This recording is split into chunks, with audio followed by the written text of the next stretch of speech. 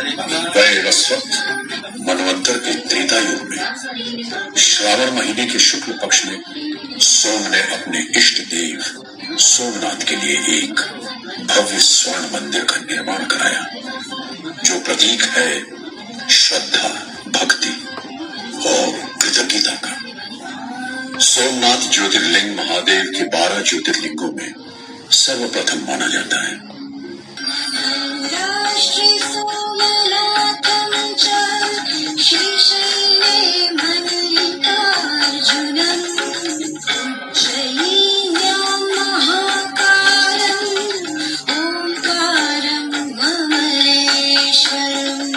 युग बीतते गए, चीजें बनती और बिगड़ती गईं, मगर ईश्वर की आराधना हमेशा यहाँ होती रही। भगवान, भक्त और भक्ति की आराधना यहाँ गूंजती रही। स्कंद पुराण के अनुसार दूसरी सदी की शुरुआत में भगवान शिव के भक्त पाशुपत ब्राह्मणों ने यहाँ शिव समुदाय को मजबूत किया। 349 ईस्वी में प्रभास बंदरगाह में व्यापार बहुत ही फल फूल रहा था। बाहर के व्यापारी भारत से हीरे जवाहरात, आभूषण और अनमोल कलाकृति खरीदते और बदले में भारत को सोने और चांदी देकर जाते थे। ईसा की 8वीं सदी में चालुक्य और प्रतिहार राजाओं ने मिलकर इस मंदिर का तीसरी बार निर्माण करवाया। सोमनाथ मंदिर में हीरे, मोती, माणिक जैसे कई बहुमूल्य रत्नों से सजे कई स्तंभ थे और मंदिर के गर्भगृह के केंद्र में देवाधिदेव भगवान शिव का ज्योतिर्लिंग हवा में बिना किसी आधार के जमीन से ऊपर स्थापित किया गया। यह अद्भुत दृश्य देखकर सभी लोग आश्चर्यचकित हो जाते थे। मंदिर में 1 टन से भी अधिक वजनी सोने की घंटी सोने की भारी जंजीरों से बजाई जाती थी। हजारों पंडित मंत्रोच्चार करते थे।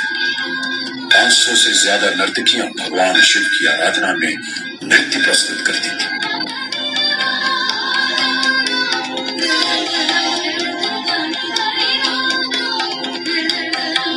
संदल और कपूर से वातावरण सुगंधित बना रहता था।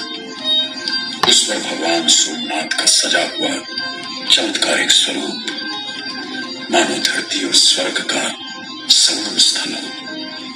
भारत के अलग अलग जगहों से राजा, महाराजा, साधु, ज्ञानी, तपस्वी और भक्त यहाँ आकर भगवान सोमनाथ के चरणों में अपनी भेंट चढ़ाते थे।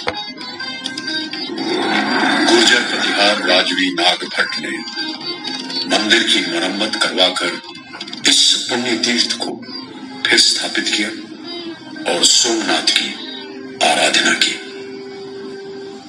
इसी समय सिंध के उस पार एक छोटे से कस्बे गजनी में महमूद तैयारी कर रहा था एक और आक्रमण की। सोमनाथ की अपार धन संपदा और मूर्ति तोड़ने की उसकी लालसा उसे इस शिव मंदिर तक खींच लाई।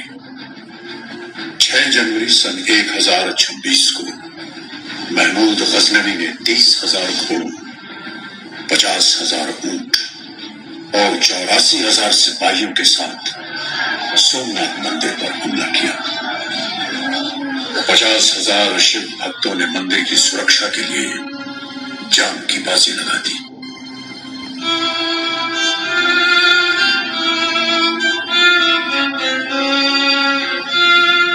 महमूद गजनवी की लालसा कम नहीं हुई।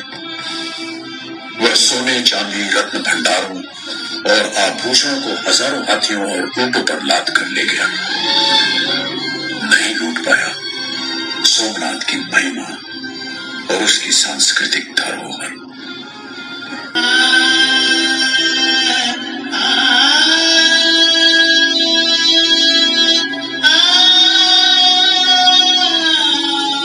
महारानी चौला देवी एक नर्तकी थी जो अपने नृत्य से नटेश्वर की पूजा करती थी।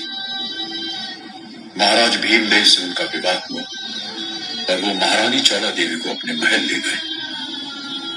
पर महारानी चौला अपने देव के दर्शन और सेवा के बिना नहीं रह सकती थी, इसलिए वो राजमहलों का सुख छोड़कर फिर से भगवान सोमनाथ की सेवा में लौट गई। उन्हीं के चरणों में नृत्य किया, वही उनका अंतिम नृत्य था।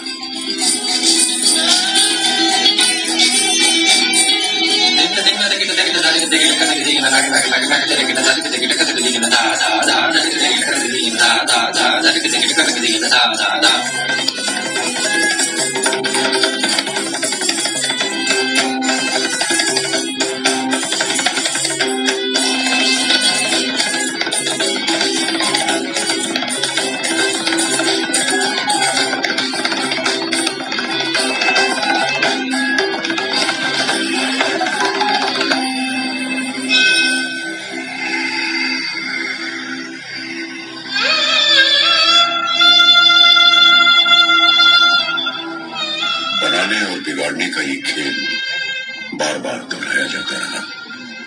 राजा और प्रजा मिलकर निर्माण करते रहे। राजवी कुमारपाल के समय में जैन आचार्य हेमचंद्र सूरी और शैव गुरु भाव बृहस्पति ने मिलकर सोमनाथ के जीर्णोद्धार का संकल्प किया और कुमारपाल ने सम्मति दी।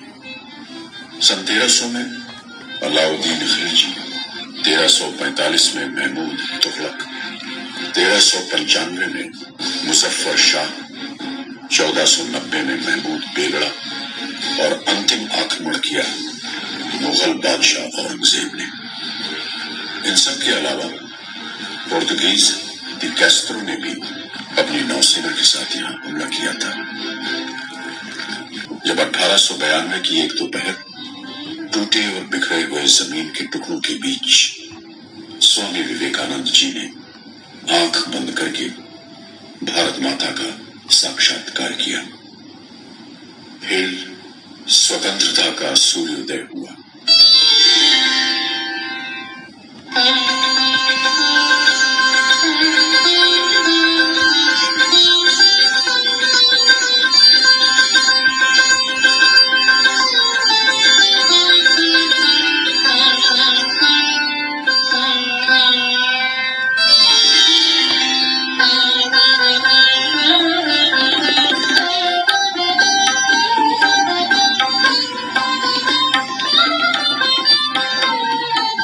आजाद हुआ। लाल किले पर तिरंगा फहराया गया। सरदार वल्लभ भाई पटेल दिवाली के दिन जूनागढ़ आए और दूसरे दिन जब विक्रम संवत के नए वर्ष का भी प्रारंभ हो रहा था, 13 नवंबर 1947 को सोमनाथ वे आए। नए वर्ष का संकल्प दिवस उन्होंने सोमनाथ देवालय के सामने मस्तक झुकाकर सार्थक किया और जामनगर के राजवी श्री दिग्विजय सिंह के साथ सोमनाथ जीर्णोद्धार की घोषणा की। नववर्ष के शुभ अवसर पर आज हमने संकल्प किया है कि सोमनाथ मंदिर का पुनर्निर्माण होगा। यह परम कर्तव्य है जिसमें हर एक को हिस्सा लेना चाहिए।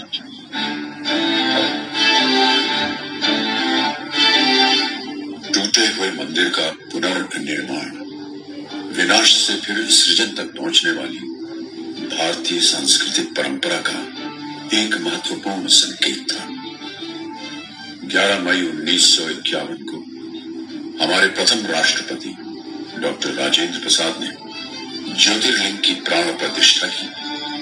सरदार वल्लभ भाई पटेल, श्री कन्हैया लाल मुंशी, जामनगर के राजवी श्री दिग्विजय सिंह और श्री ढेबर भाई जैसे अनेक महापुरुषों के संकल्प का परिणाम है आज का परम दिव्य भव्य सोमनाथ।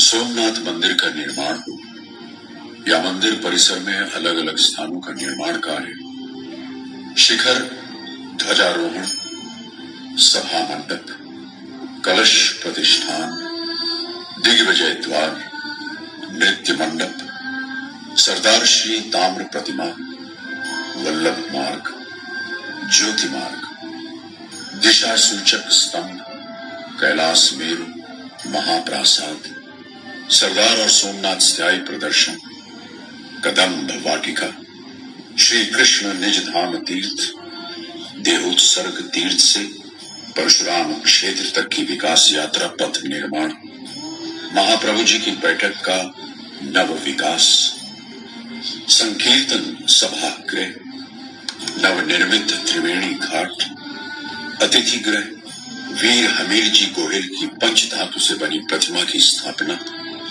और संस्कृत विद्यापीठ, ये सभी उपलब्धियां सोमनाथ न्यास के प्रयासों का परिणाम है।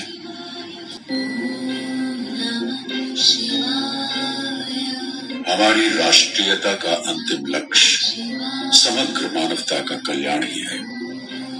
देखिए, यहाँ समुद्र तट पर यह स्तंभ खड़ा है, दिशा सूचक त्रिशूल लगाया गया है और लिखा गया है आसमुद्रांत दक्षिण ध्रुव पर्यंत अबाधित ज्योतिर्मार्ग। हाँ, इस तीर की दिशा में सीधे जाने पर दक्षिण ध्रुव तक कोई भूमि क्षेत्र नहीं आएगा, केवल जल मार्ग ही होगा। किस प्रकार हमारे पूर्वजों ने देशाटन को संस्कृति के साथ जोड़ने वाला ये अबाधित ज्योतिर्मार्ग स्थापित किया होगा, ये परम आश्चर्य है। मेरा महासमुद्र की गरजती लहरों का स्वर सोमनाथ भगवान के चरणों को छू रहा है। आज भी विशाल आकाश और भव्य शिखर से शोभित सोमनाथ मंदिर के प्रांगण में भारतीय संस्कृति को अभिव्यक्त कर रहे सनातन स्वर सुनाई दे रहे हैं। वसुधैव कुटुंबकम। भारत माता की जय। जय सोमनाथ।